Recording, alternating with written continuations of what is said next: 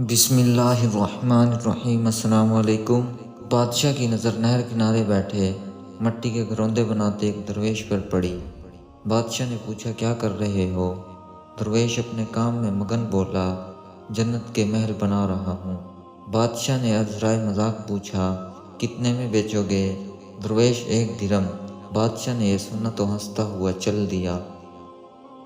پیچھے کھڑی ملکہ یہ ساری گفتگو سن رہی تھی، آگے بڑھی اور بولی، حضور میں خریدار ہوں، یہ لیجئے 1 درم۔ درویش نے سر اٹھائے بغیر ہی درم لیا اور مٹی سے بنا گھروندہ ملکہ کو تھما دیا۔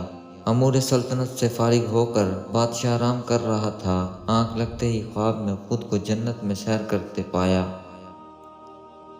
سیر کے دوران بادشاہ کی نظر ایک خوبصورت محل پر پڑی جس کے ماتھے پر ملکہ کا نام لکھا تھا۔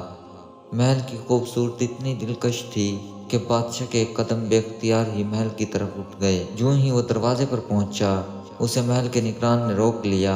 بادشاہ، میں حاکم وقت ہوں اور یہ محل پر جس کا نام لکھا ہے وہ میری ملکہ ہے۔ محل کا نگران بولا، یہاں کا ضابطہ ہے، جس کا نام ہے صرف وہی اندر جا سکتا ہے۔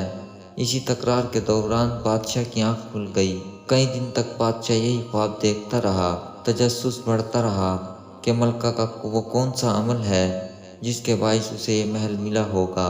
اسی کشمکش کے ہاتھوں مجبور ہو کر ملکہ کو خود پر بیتنے والے واقعات بتا کر پوچھتا ہے کہ مجھے وہ اپنا خاص عمل بتاؤ جس کے باعث تمہیں وہ محل ملا۔ ملکہ بولی، حضور میں تو بہت گناہ گار ہوں، کوئی ایسا عمل نہیں جس کا صلہ میں محل کو قرار دوں۔ ہاں، چند دن پہلے سیر کے دوران حضور نے جس درویش کو مٹی کے گھروندے بناتے دیکھا تھا، بس اسی سے 1 درہم دے کر محل خریدا تھا۔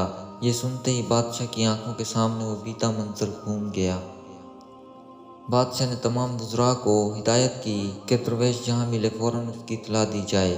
چند دن بعد بادشاہ کو بتایا گیا کہ درویش نہر کنارے بیٹھا ہے۔ بادشاہ مارے خوشی کے سر پہ گھوڑا دوڑاتا نہر کنارے پہنچا۔ دیکھا تو درویش آج بھی مٹی کے گھروندے بنا رہا ہے۔ فرط جذبات سے بے قابو ہو کر بادشاہ بولا، حضور کیا بنا رہے ہیں؟ درویش اسی بے نیازی سے بولا، جنت کے محل۔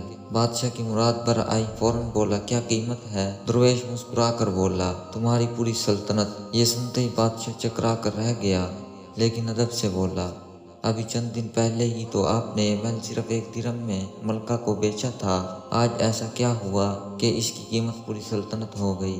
درویش نے سر اٹھایا اور گہرے لہجے میں بولا، سن بادشاہ، ملکہ نے مجھے بغیر دیکھے میری زبان پر اعتبار کر کے محل خریدا تھا، لیکن تم تو دیکھ کر آئے ہو، اس لیے آج قیمت بھی میری مرضی کی ہوگی۔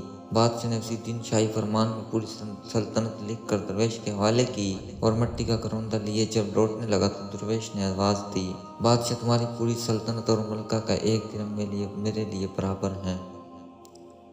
میرے لیے وہی ذات کافی ہے جو بے نیاز ہے۔ یہ سلطنت اور درہم تمہیں ہی مبارک ہوں۔ تاریخ میں بادشاہ وقت ہارون رشید تھا جس کی سلطنت ایشیا سے لے کر یورپ تک پھیلی ہوئی تھی، اور درویش جس کا نام بہلول تھا وہ بے تاج بادشاہ تھا جس کی بادشاہی سرحدوں کی حدود و قیود سے ماورا تھی۔